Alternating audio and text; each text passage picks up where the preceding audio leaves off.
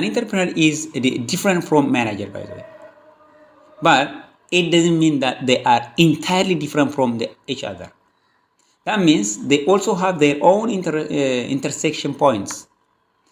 They have similarities and differences, which means when it comes to similarity, both make decisions and are visionaries. Both are accountable for their actions. Both perform management functions. In these points, they are similar. However, there are points that make them different. For example, in regard with primary motive, the entrepreneur is primarily driven by innovation, profit, and need for independence. On the other hand, the manager is driven by power and compensation. In regard with risk-taking, also have differentiate. An entrepreneur takes calculated risks of a business venture. He may jeopardize his own financial security for losses that may occur, but the manager does not face the uncertainty of a new venture with its potential for failure and financial losses. He does not share any business risks. When it comes to regards also, the other point that makes them different, an entrepreneur is motivated by profit, while the manager is motivated by external imposed goals and rewards. The other point is skills. An entrepreneur needs initiation, creative thinking, and innovative ability, among other skills. On the other hand, a manager depends more on human relation and conceptual abilities. When we see their status also, an entrepreneur is self-employed and he is his own boss. But a manager is salaried person and he is not independent of his employer.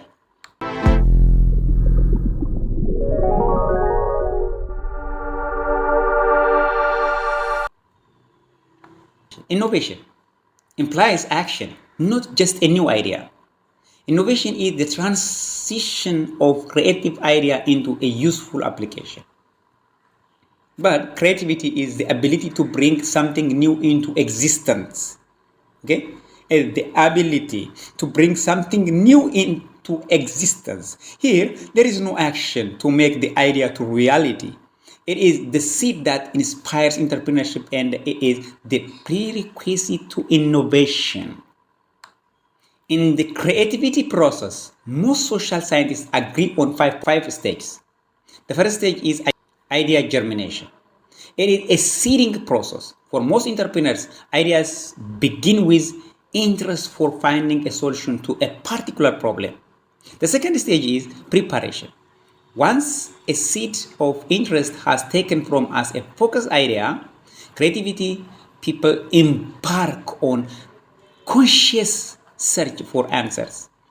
If it is a problem they are trying to solve, then they begin an intellectual journey, seeking information about the problem and how others have tried to solve it. The third stage is incubation. It is the assimilation of information by the subconscious mind, just in hidden mind. In this stage, the subconscious intellect assumes control of creative process.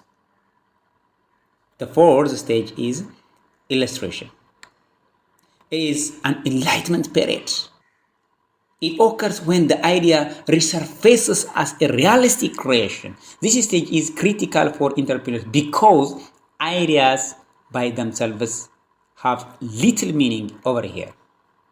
Then, finally, verification. It is the development stage of refining knowledge into innovation.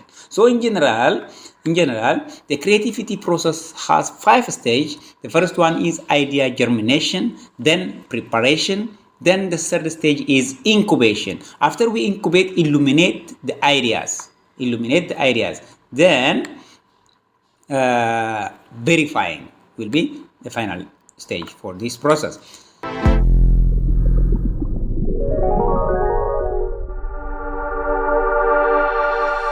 When it comes to innovation, is the process of doing new things.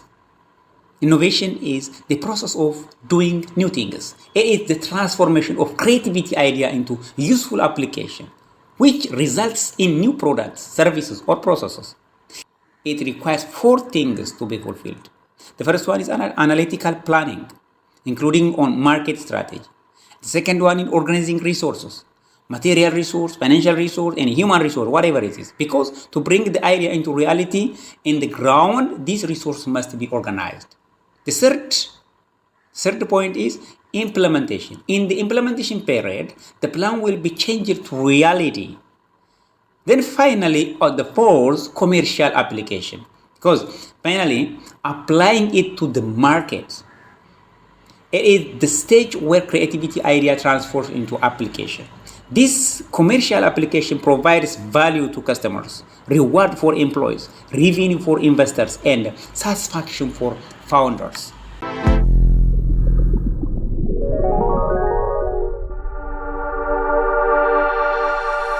Today, people are becoming entrepreneurs at an alarming rate. Many people share a dream of becoming entrepreneurs. This shows there are a lot of factors that push ordinary people to become entrepreneurs. The reason behind is two factors: pull factor and push factor. The opportunity that you have to gain control over your own density, the opportunity to reach your full potential and reap unlimited profit pulls you to be an entrepreneur. In addition, the opportunity that you have to contribute to the society is the other pull factor to make us an entrepreneur. On the other hand, community attitude, unemployment, and the disagreement with the previous employer are your push factor. Those forces you to be an entrepreneur.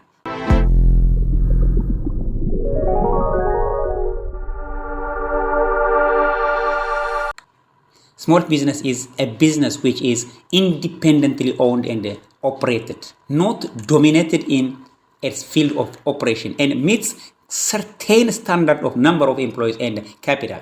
Generally, there are two approaches to define a small business enterprise: size criteria and economic or control criteria. When it comes to the size criteria, to measure the size of the business and classify them into a small business enterprise, there are criteria commonly used: sales volume, number of employees, asset size, volume of deposit. All these are criteria. And in regard with economic or control criteria, market share, independent, that means not dependent on donors, and management style by itself. Also the other criteria, having a manager with no dependent managers or small number of department managers it has. However, the most widely used criteria to define a small business are number of employees and amount of capital. See, the number of employees and amount of capital is the other widely used criteria to define a small business.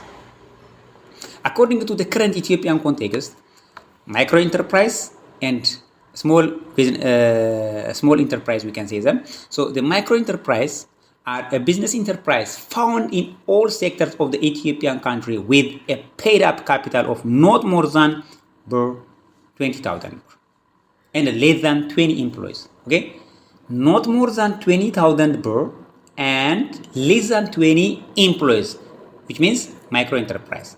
But when it comes to small enterprise, are business enterprise with a paid up capital of more than 20,000 but not exceeding 500,000, and with number of employees ranging from 20 to 100.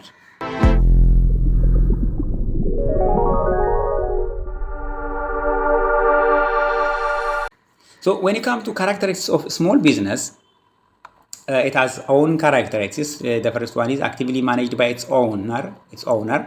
Independent management, it means no or few management style. The other characteristic is its style of management is highly personalized. That means the owner has first-hand knowledge of every move in the business at all levels, and he is the main decision maker. Okay, the capital is also supplied by ownership and is held by an individual or a small group.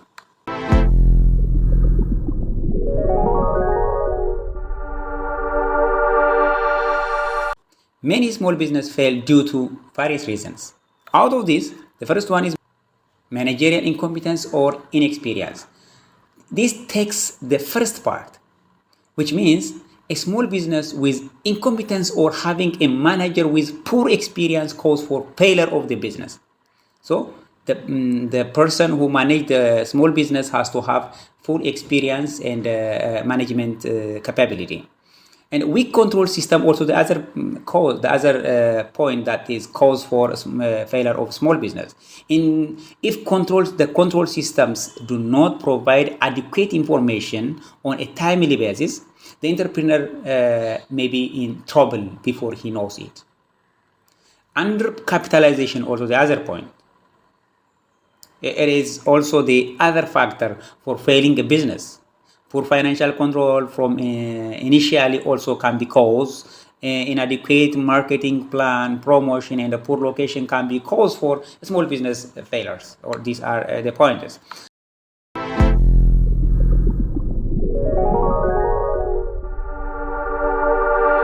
As an entrepreneur start up a new business, they could get the idea of a business from different sources. There are many possible sources of ideas.